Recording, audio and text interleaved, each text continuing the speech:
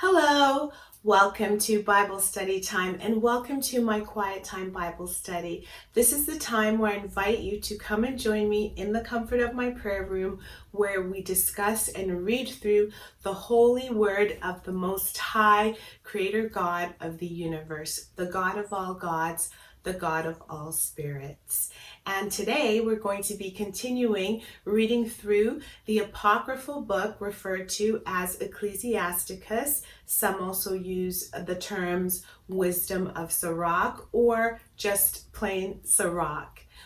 I'm also going to be updating you with a Bible study tools video. I know that a lot of you are looking forward to that, and that will be coming shortly after this Bible reading series is finished. And of course, we are currently in chapter number 36. We're going to continue reading beginning in chapter 36 today, and we've passed the mid-mark of the book, which ends in chapter number 51. But just wanted to share a couple new Bible study tools that I acquired.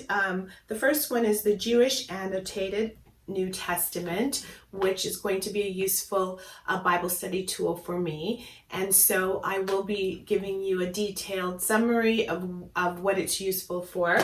And then I also have the Chronological Study Bible, and I will definitely give you a detailed summary of why this is also a useful study tool when we get to that video.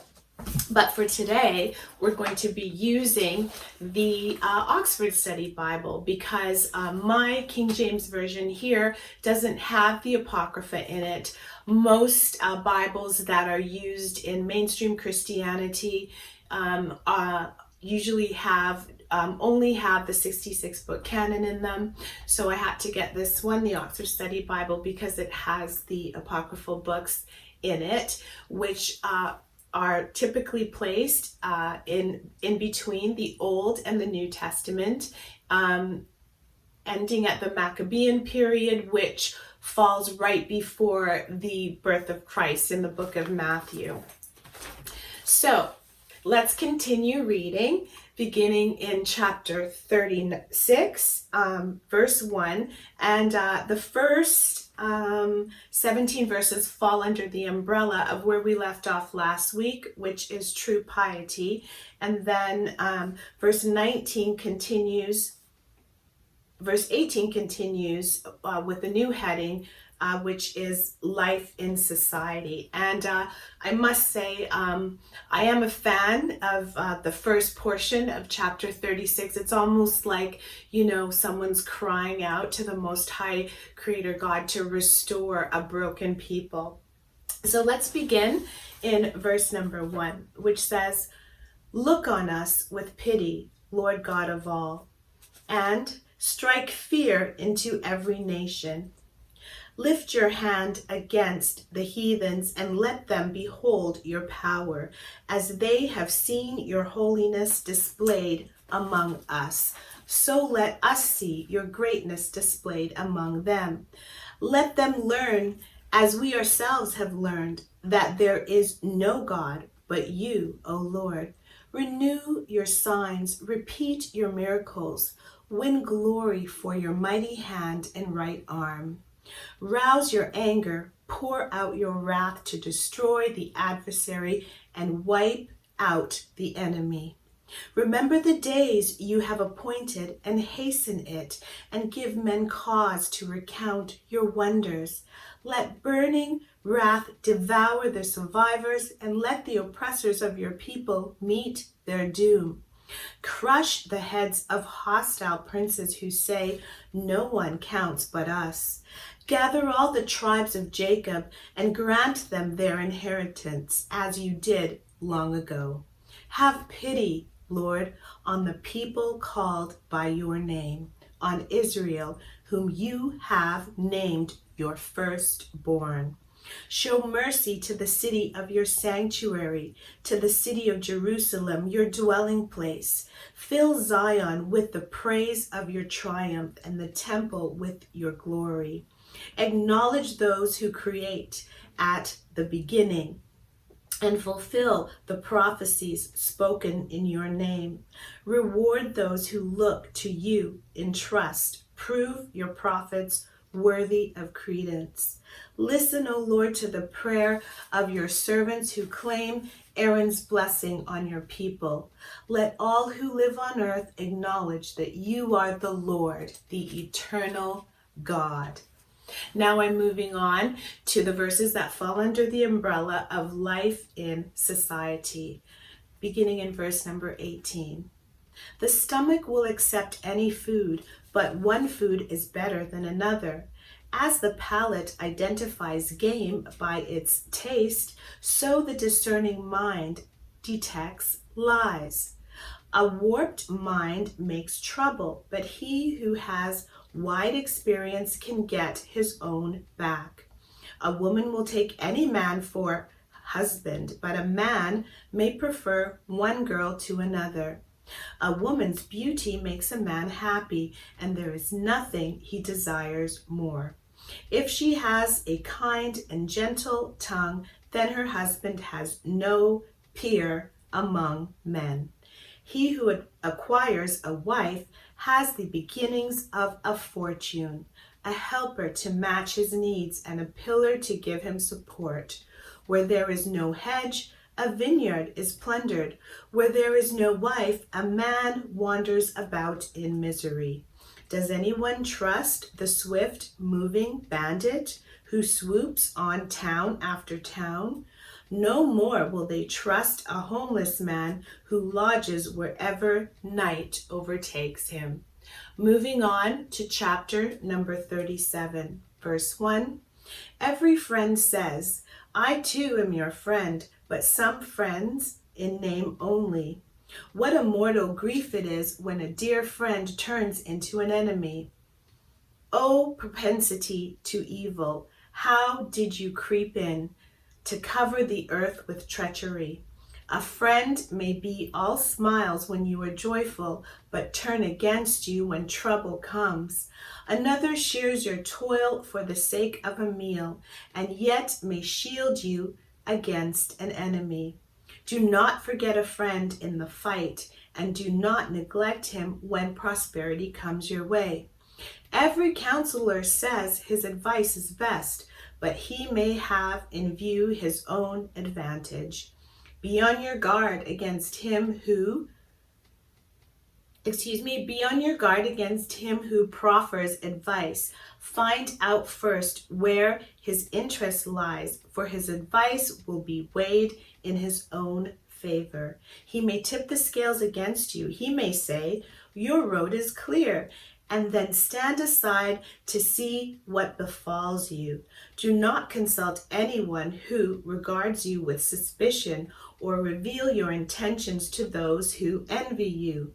Never consult a woman about her rival or a coward about war, a merchant about a bargain or a buyer about a sale, a grudging person about gratitude or a hard-hearted person about a kind action, an idler about work of any sort, a seasonal worker about the end of the job, or a lazy servant about the exacting task.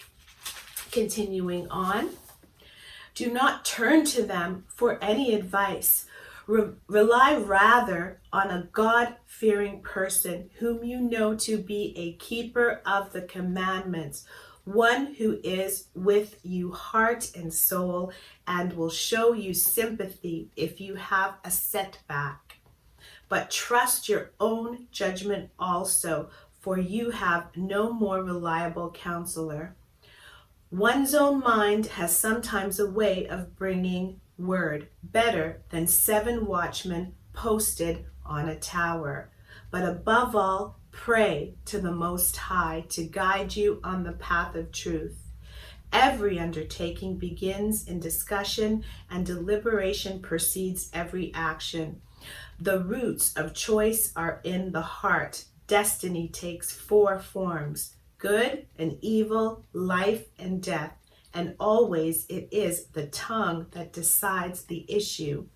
Someone may be clever enough to teach many and yet be of no use to himself.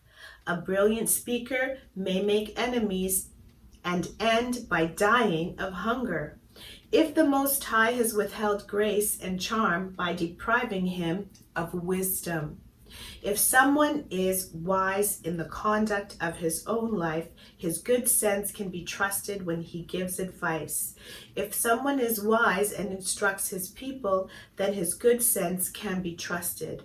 A wise person will have praise heaped on him, and all who see him will count him happy. Human life can be numbered in days, but the days of Israel are countless. A person who is wise will possess the confidence of his people, and his name will live forever. My son, test yourself all your life long. Note what is bad for you and do not indulge in it. For not everything is good for everyone, nor do we all enjoy the same things. Do not be greedy for every delicacy or eat without restraint. For illness is a sure result of overeating, and gluttony is next door to nausea. Gluttony has been the death of many, but he who is careful prolongs his life. And I really, love a lot of those verses, particularly as I mentioned, the first half up to verse 17 of chapter 36. But I just wanted to highlight a couple things, that we've sort of heard mimicked over and over all throughout this reading, over the past few weeks. But what I really love is verse number 12, which says, it's reminding us to rely on a God-fearing person who we know to be the keeper of the commandments, right? One who is with you in heart and soul. And that's definitely a lesson on my personal journey that I have come to recognize is true. And then it also reminds us in the following verse to trust our own judgment, right? Because we have no more reliable counselor. And then, for some of us, we may shy away from trusting our judgment because, we may have made mistakes in the past. But when we keep the law, statutes, and commandments of the Most High Creator God and really saturate ourselves with His holy word, we know that the Ruach HaKodesh, the Holy Spirit, will guide us into all truth. So we don't have to be afraid of being led astray.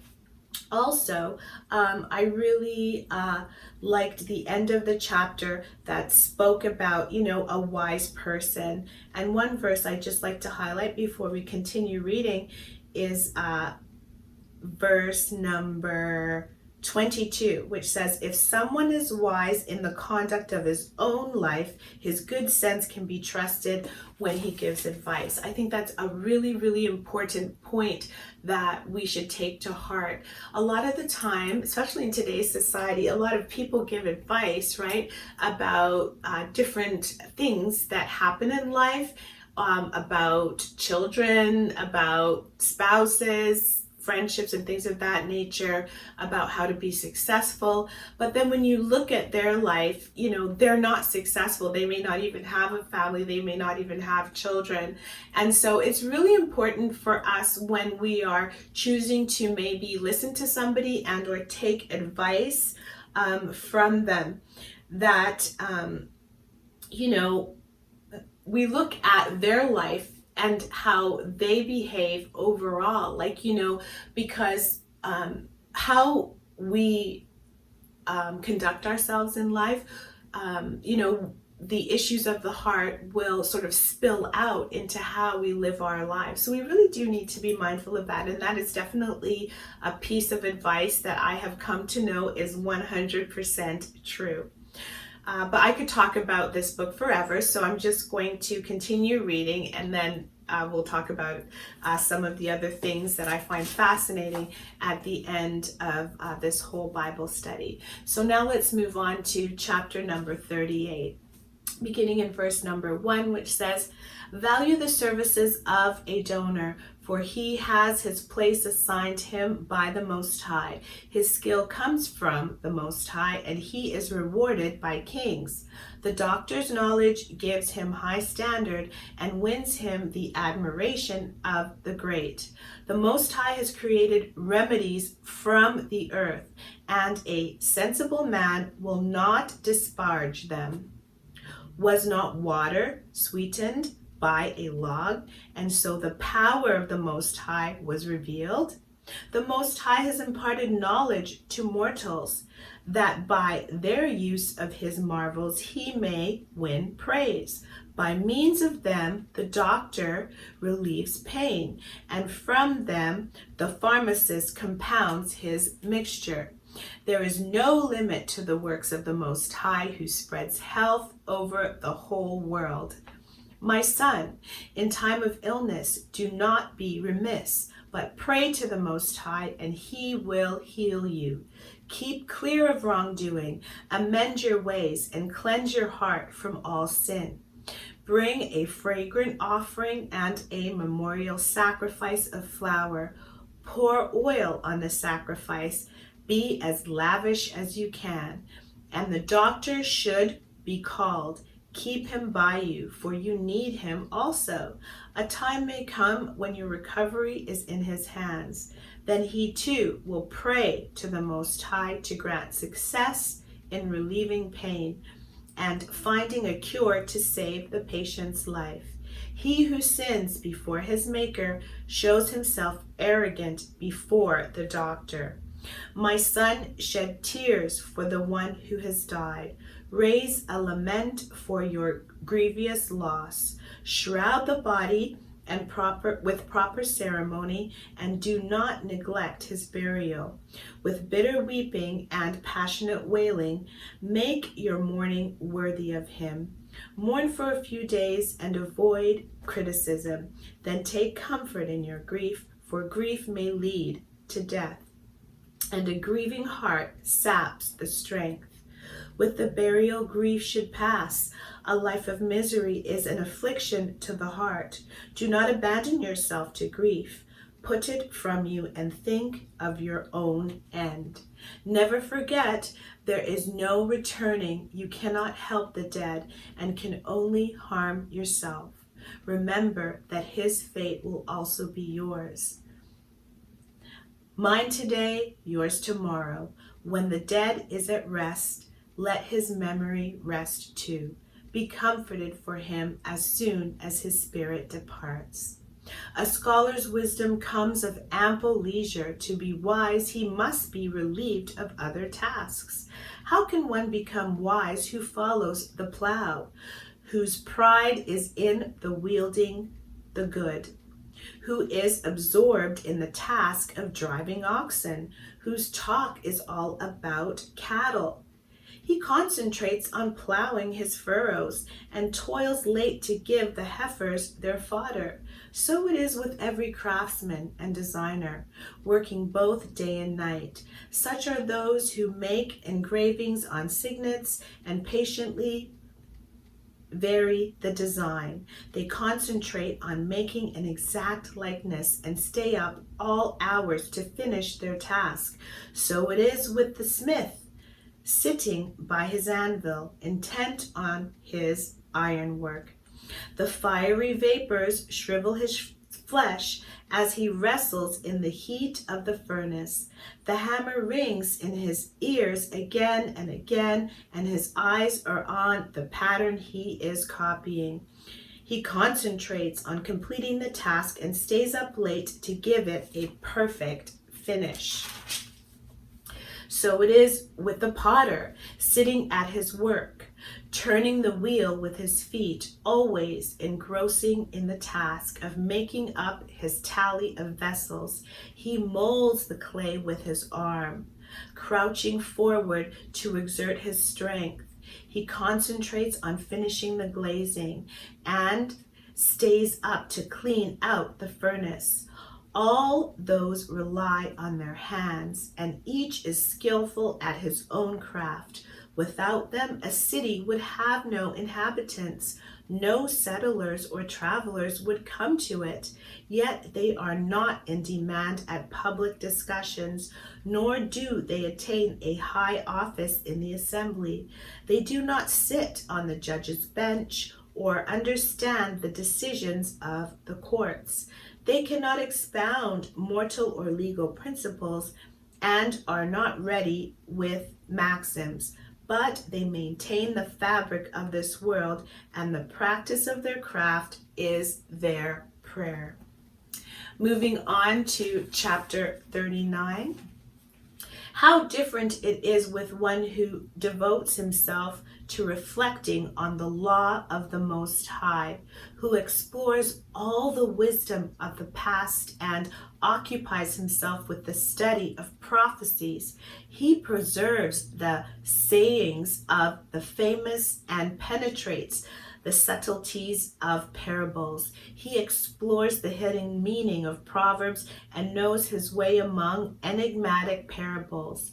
The great avail themselves of his services, and he appears in the presence of rulers. He travels in foreign countries, learning at first hand good and human evil. He makes a point of rising early to seek the Most High, his Maker. He prays to the Most High, asking pardon for his sins. If it is the will of the mighty Most High, he will be filled with a spirit of intelligence. Then he will pour forth wise sayings of his own and give thanks to the Most High in prayer. He is directed in his counsel and knowledge by the Most High, whose secrets are his constant study.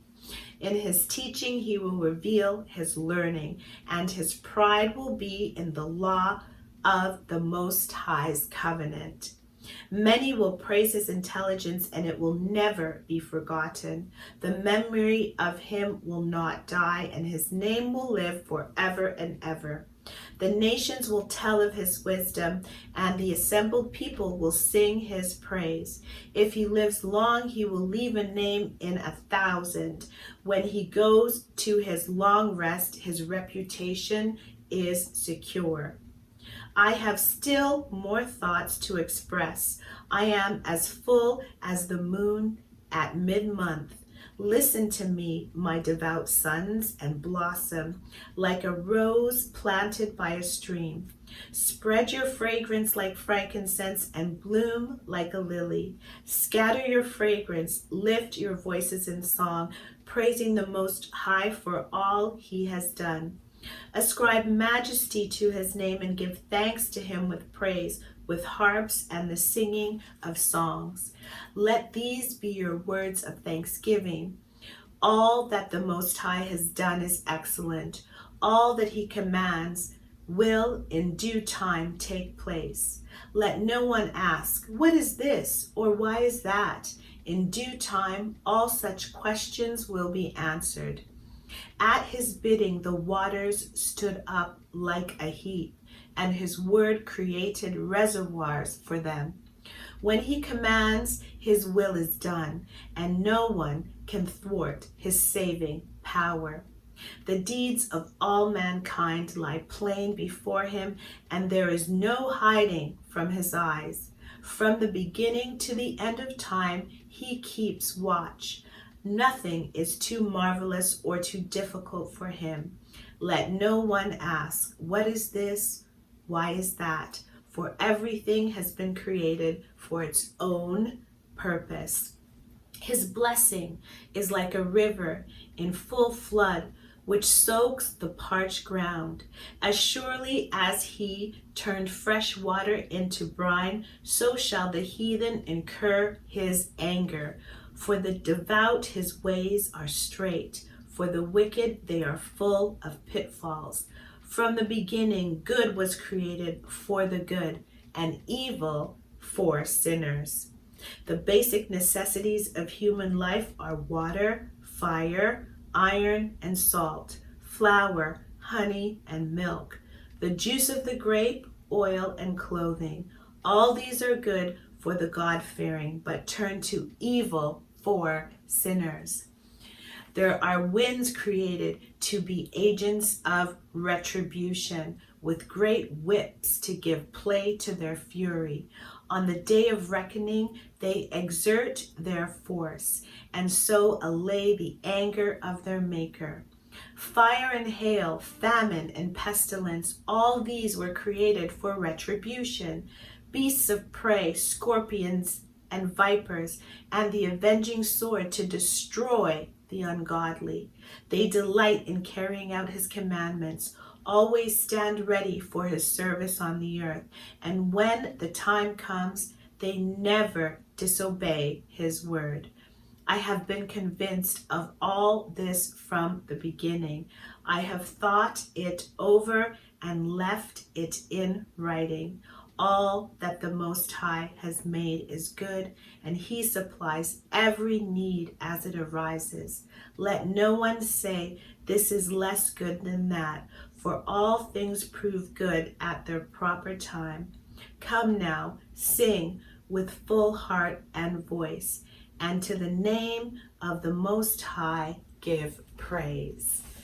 And I must say, chapter 39 is one of my favorite chapters, and I do have a detailed summary that I have written, so we will talk about it later. What I want to do now is just wrap up this video because I don't want it to be too long. Let's end up now with chapter number 40. Beginning in verse 1. Hard work is the lot of every mortal, and a heavy yoke is laid on the children of Adam, from the day when they come from their mother's womb, until the day of their return to the earth, the mother of all. Troubled thoughts and fears are theirs, and anxious expectation of the day of their death. Whether someone sins in royal splendor on a throne or lies humbled in dust and ashes, whether he wears the purple and a crown or is clothed in sackcloth, his life is nothing but anger and envy, a troubled and anxious mind, fear of death and guilt and contention. Even at night, when he goes to bed, sleep brings fresh confusion to his mind.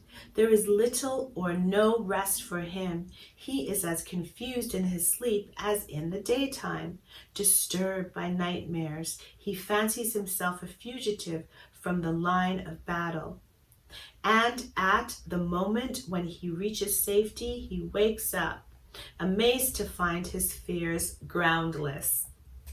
To all living creatures, human and animal, and 7 times over to sinners, come death and bloodshed, quarreling and the sword, disaster, famine, havoc, and plague. All these were created for the wicked, on whose account the flood came. All that is of the earth returns to earth again, and all that is of water finds its way back to the sea. Bribery and injustice will vanish completely, but good faith will stand forever. Wealth from wickedness will dry up like a wadi and die away like a clap of thunder in a storm. When the torrent rises, rocks are rolled away, yet suddenly it ceases forever. Continuing in verse number 15. The branches of an impious stalk put out few shoots. Their tainted roots are planted on sheer rock. The rush that grows on every river bank dries up before any other grass. But kindness is as a paradise in its blessings, and almsgiving lasts forever.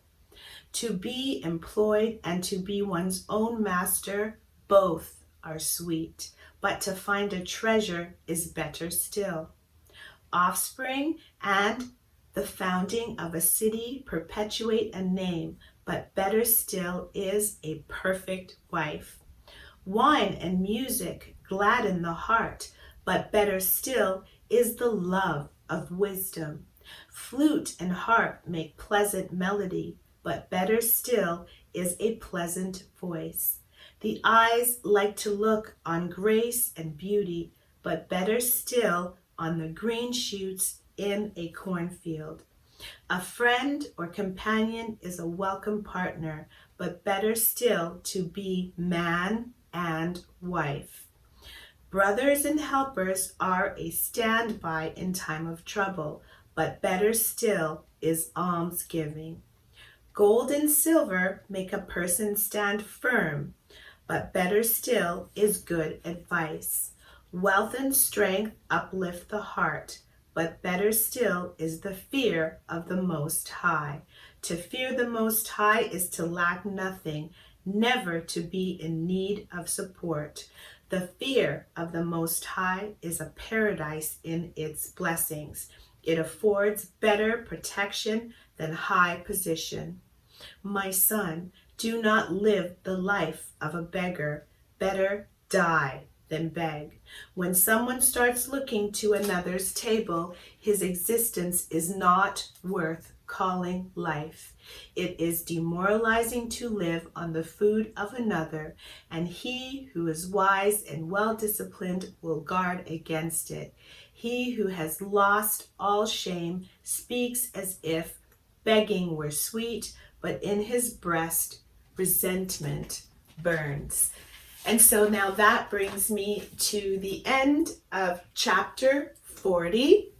And next week we will wrap everything up by reading chapters 41 to 51.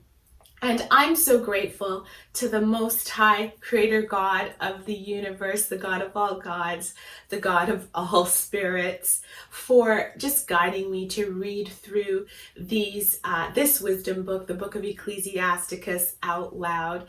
I'm receiving blessings, even though I read it previously to recording this video. I'm receiving blessings all over again.